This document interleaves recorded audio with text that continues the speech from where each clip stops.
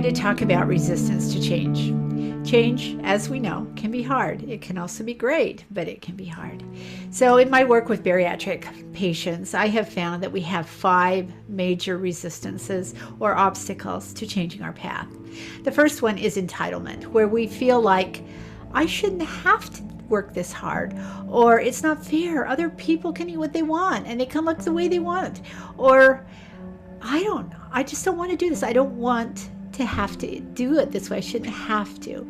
And so those are all pieces of the same thought, and we all do it a little bit different, but we feel entitled without any consequences. I think that part is important. No consequences.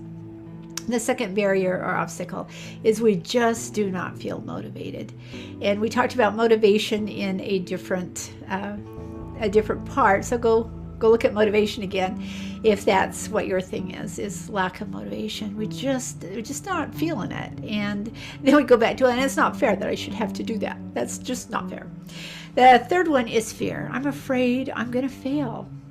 I'm afraid I will drop a bunch of weight and then I'll gain it back and people will look at me and judge me like they have my whole life. And so that's really scary. The flip side of that is I'm afraid I'm going to succeed. What do I do if I succeed? I don't know how to be slender, or what if people, start to notice me more and I'm not ready for that. And so that's a big one. Another one is feeling the need to feel like you're in control or have power. And this is a big one for the bariatric community, because we have felt really helpless or felt really judged, or we just want our environment to feel safe to us. So it's not that we're power hungry or control freaks. It's just that we want to feel safe, and so we want to take some power. Therefore, we don't want other people telling us what to eat, even if they're the specialists like the doctors and the dietitians. And then the last one is that weight has been a protection for us. It's protected us from relationships. It's protected us from when we feel hurt. We can go to food and we can feel better. It's protected us in the area of comfort.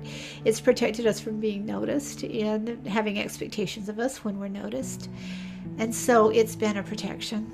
So I'd like you to stop the video for a minute, write down in order what your obstacles are according to this list, or the ones that you relate to the most. The one that you relate to the very best, make number 1, and then just rank them down. You may not relate to all of them, but just take a minute and do that. So the next thing I want you to understand about obstacles is that they were created when you were younger and in a difficult situation, and they were actually there to help you. They were there to protect you, and they were the very best things you could think of to do at the time, because when we're younger we don't have the resources that we have now. And so when we're younger, entitlement helped us to get what we needed, and the lack of motivation protected us from risking embarrassment or shame. Fear helped us from overreaching or calling attention to ourselves. Power helped us keep our personal environment safe, and keeping on extra weight was a protection from relationships or from attention that we just didn't want to have. Now, that's just a flavor for what these things did. They'll be different for you, but I'd like you to reflect on the fact that these are not bad in and of themselves. They've just gotten a little outdated, and they're no longer serving us the way that they used to. So I want you to think about the answer to this question. What resources do you have now that you didn't have when you created these obstacles or these resistances? Again, usually they're created when we're younger, and we don't have the resources that when we're young that we have when we're older. So I'd like you to there's a list there on the left, and that's just such a partial list.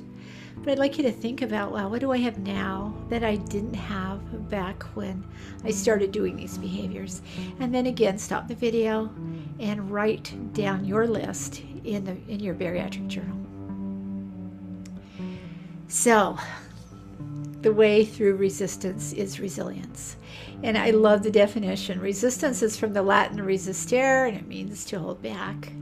Resilience is from the Latin resilience. It means to rebound, recoil, or have elasticity. Because truly the only constant is change. We're in for change, whether we like it or not.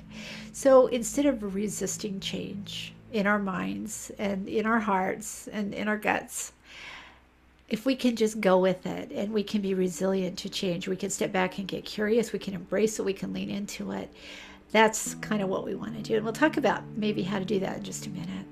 But just there's kind of four, and there's more than four, but I love these four differences between resistance and resilience. The first one, resistance restrains and it goes against movement. Resilience enables us and we move toward movement. Resistance holds on to things, to old habits, to old thoughts, to old beliefs. Resilience lets go. The resistance keeps us in one place. Resilience moves us where we need to go.